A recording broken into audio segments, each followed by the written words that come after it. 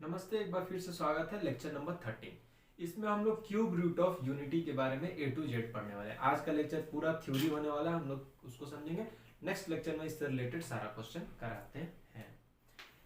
तो जब हम लोग रियल नंबर पढ़ते थे ना, तो एक्स क्यूब इक्वल टू 1 आता था तो अपने बोल देते थे कि एक्स इक्वल टू 1 आंसर है। लेकिन यदि यही कॉम्प्लेक्स नंबर आ जाता है इक्वल टू 1, तो तुम लोग को पता होगा कि जितना पावर होता है, थ्योरी ऑफ इक्वेशन में हम लोग को पता है कि जितना पावर होता है उतना रूट्स होते हैं। तो रियल रूट 1 होता है ना, तो दो ठो कॉम्प्लेक्स रूट होता है। तो क्योंकि रियल नंबर हम लोग पढ़ते थे तो ठीक है, एक्स इक्वल टू 1 इसको सेटिस्फाई करता है। लेकिन क्योंकि अब हम लोग कॉम्प्लेक्स नंबर भी पढ़ रहे हैं तो ये दो रूट भी जानना बहुत जरूरी है। तो इसको निकालने का तरीका क्या है, कैसे निकालते हैं? तो देखो इसको कैसे करेंगे, z q minus 1 equal to 0 ले सकते हैं, a q minus b q लगा सकते हैं, a minus b z square plus z plus 1 equal to 0। यहां से तो अपने को जेड इक्वल टू 1 एक आंसर आ गया। इसको सॉल्व करेंगे, z square plus z plus 1 equal to 0, तो दो आंसर आएगा। कैसे? Sridharacharya formula, minus 1 plus minus b square minus 4ac by 2a। एक आंसर आएगा -1 प्लस √3 आयोटा बाई 2। एक आंसर आएगा -1 माइनस √3 बाई 2 आयोटा। ठीक है।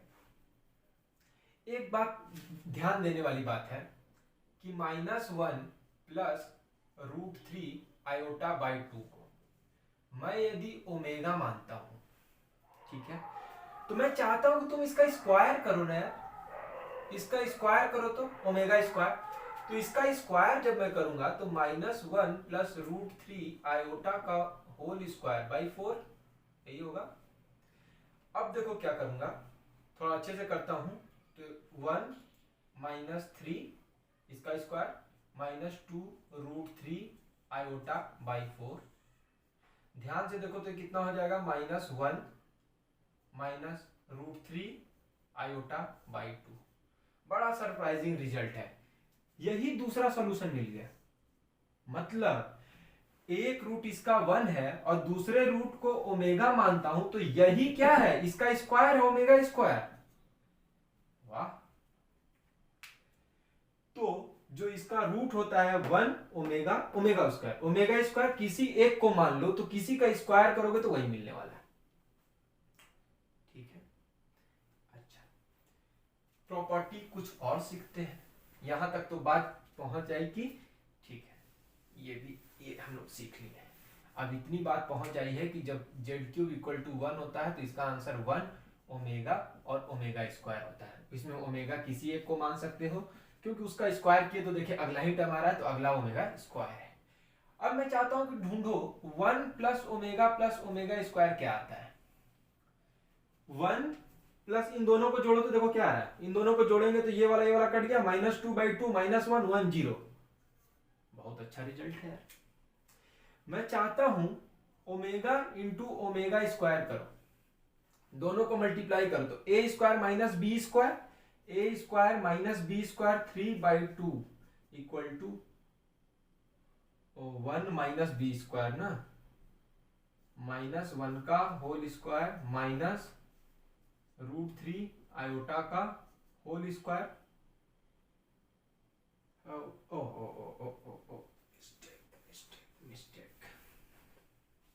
ध्यान से देखो, इसको लिख सकते हैं -1 प्लस √3 आयोटा बाई 2, वो तो है ही, और इसमें माइनस कॉमन लेंगे तो 1 प्लस √3 आयोटा बाई 2।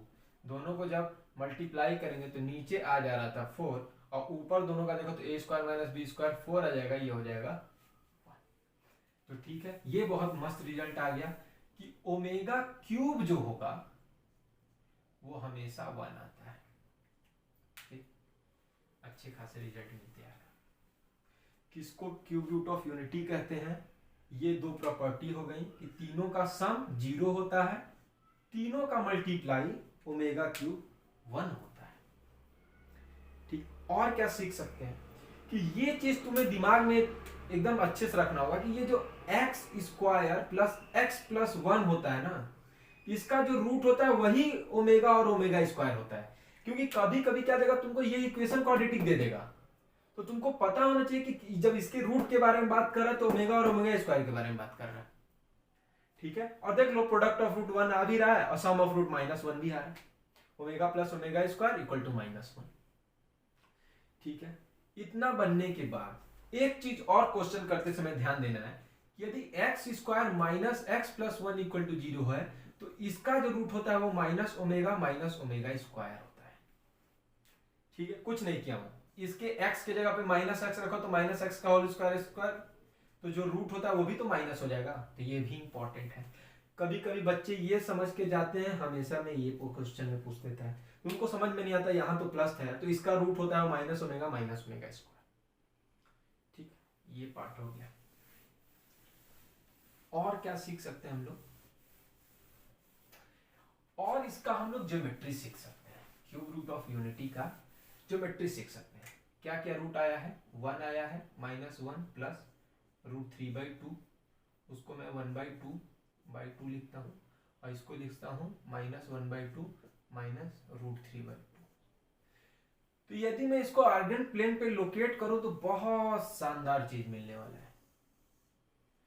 एक चीज ध्यान से देखो, इसको, इसका मॉडुलस 1 है, मतलब इसका लेंथ 1 है और इसका भी मॉडुलस 1 है, 1/4 प्लस √3/4, 3/4 तो 1 होगा, इसका भी 4 होगा और इसका भी 1 होगा।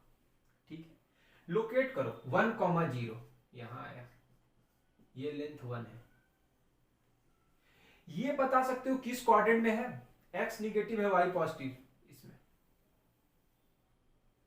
ध्यान से देखो 60 डिग्री आ रहा है तो ये वाला 60 डिग्री, तो ओवरऑल ये कितना हो गया 120 डिग्री। ये किस क्वाड्रेंट में है, ये किस क्वाड्रेंट में है, ये थर्ड क्वाड्रेंट में है, उसमें भी कितना है 60 डिग्री,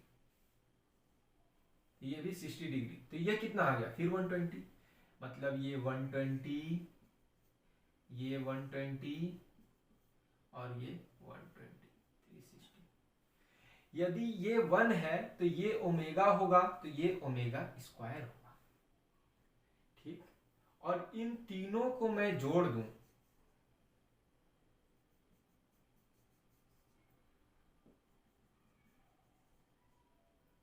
इससे जो ट्रायंगल मिलता है ना वो इक्विलेटरल ट्रायंगल होता है। क्या मिलता है, इक्विलेटरल ट्रायंगल होता है।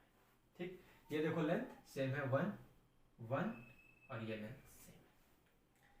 तो ये भी बहुत इंपॉर्टेंट था जानना कि ये ज्योमेट्री में कैसे लोकेट होगा complex cube root of unity. तो इससे रिलेटेड ढेर सारे, देखो ये वाला जो पार्ट है ना, ये कॉम्प्लेक्स नंबर को बहुत सारे जगह जोड़ देगा। डिटर्मिनेंट मैट्रिक्स में जोड़ सकता है, क्वाड्रेटिक में तो जोड़ ही सकता है।